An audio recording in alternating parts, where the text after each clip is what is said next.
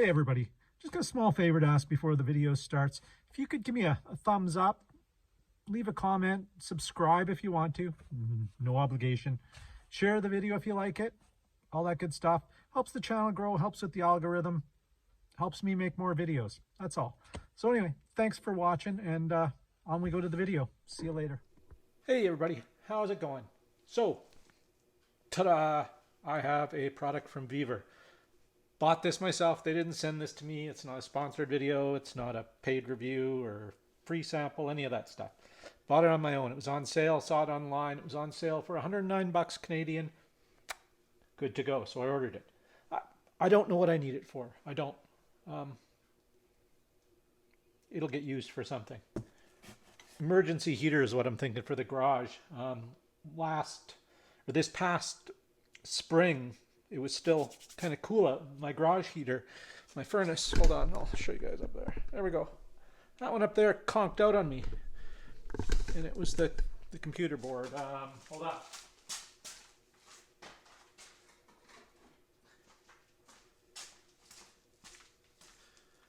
This is what it was.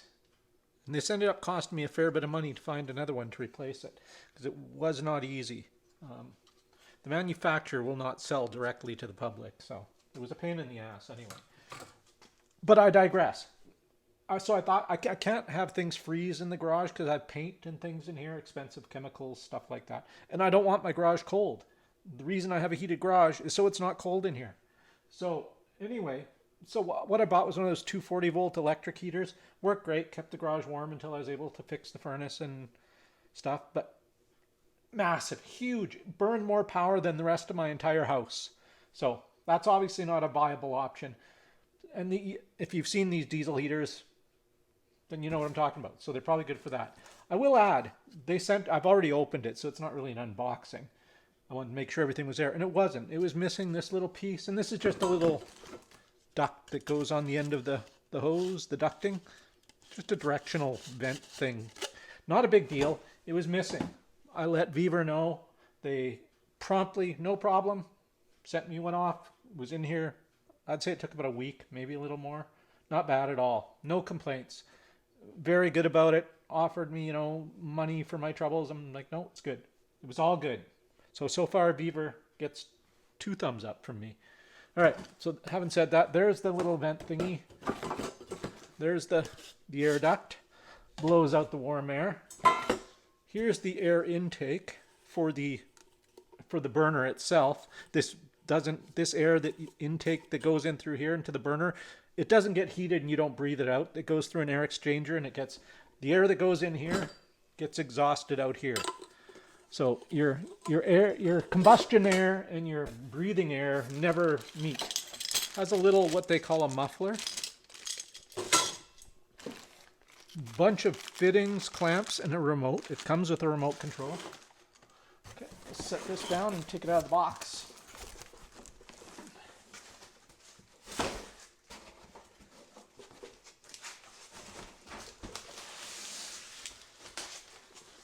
right, there we go. It arrived. The box was in good shape, well packaged, not excessively packaged like some things. It did have instructions. Sorry, they're in the house, but they're pretty much useless anyway. So here's the dealio. That's your control panel. This is where the hot air blows out. This is where you can attach this. It comes with clamps, and you can. People use these for heating up their campers, their vans, their big trucks, sleepers, boats, yachts use them. So you can mount this anywhere, and as long as you have the exhaust ducted to the exterior, this can sit inside. Like, it doesn't have to be mounted inside. There's virtually no chance of CO2 poisoning. Virtually nothing is 100% safe. The only thing I will say is this exhaust pipe, it's all right, but it's like pop can thin. So I think I'll be replacing that right away. But that's no big deal. I mean, I've read online, lots of people are still using that regular factory one, and it's fine. I've been using it for years, so let's pop it open. So there's clips. Look at those coming down. Okay, that pulls. Okay, there we go. Drop it on the ground before I use it, break it. Yeah, let's open that.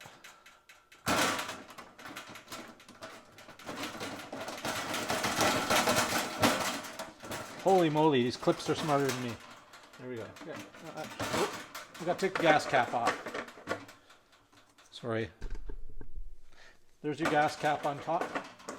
And in order to take the cover off, you got to unscrew the gas cap. And then this will just lift right off once you've removed those clips. So just going to set this down. There's nothing to this. It's just a sheet metal thing with 2 plastic handles on it, a hole on top, some vents in the side. Those, I wouldn't call them vents. There, I'm assuming to see your fuel level. Your tank is right behind them. So there's your fuel tank. There's not much to these. Right behind the fuel tank, let me see if you guys can see. There's a light. All right, let's do this. So right there is your pump, your fuel pump, and it pumps. It has one hose that goes underneath, comes underneath here, comes up through here, hooks to the bottom of the fuel tank. So it connects to the pump. The pump pumps upwards, down into the heater, into the burner, ignites it, burns it, exhausts it out the bottom. I'll show you that. It's a rather unique system. Not sure I want to tip this over without the cover on it. So anyway, I just want to show you what's inside. There's not much here. There's the actual heater itself, which you can buy these separate and mount them somewhere. This is just considered an all-in-one because the fuel tank is mounted with it. Other ones come with a separate tank, or they don't come with the tank. You can tap into the diesel tank of your truck, your RV, whatever it is. If you have a massive diesel tank at home, you know, at your cabin, whatever, that's what it'll do. So I'm not going to take this apart, but that's where the magic happens. Your pumps, 2-wire pump. I've seen some of these pumps on videos or make noise. This one seems to be rubber mounted, interestingly enough. I don't know if you guys can see that. There's a rubber mount here that mounts it. Mounted to the front through a screw, and it's a soft rubber mount. That's interesting. I'll be curious to see if that makes any. I'm guessing that's there to eliminate the clicking sound, because these pumps make a clicking sound because they're a piston pump. So when they're working, they make a weird sound. These clips are a pain in the butt to get out, but they're easy to get in. Kind of like trouble. Easy to get into, not always easy to get out of.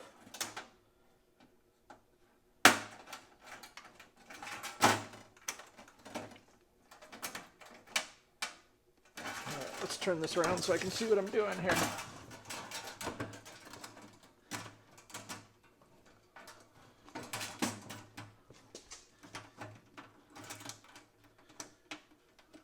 Alright, there we go. Screw the gas cap back on. Okay. So there's the front. That's your heat output. Your control panel. Temperature up, down, power, okay. I don't know what that is, light. This does come out. I don't know how much cable is inside there. There's some for remote mounting. You know, if you're putting this inside, like say you're sleeping, you can mount this underneath a bench, underneath the bed, anywhere. And put the control somewhere where you can access it. Here's the back side. There's not much to it. This is the air intake. This is where it gets the air that you'll be heating and breathing and stuff. So this will either be mounted outside and getting fresh air. One thing you want to do is make sure you mount the exhaust in a way that's not going to get sucked right back into the intake. That's if you're mounting this outside. I suggest mounting them inside. Here's your power wires. It's just a 2-wire. Positive and negative. Red's positive, black's negative, of course.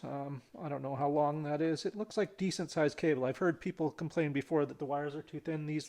It looks like it's been addressed.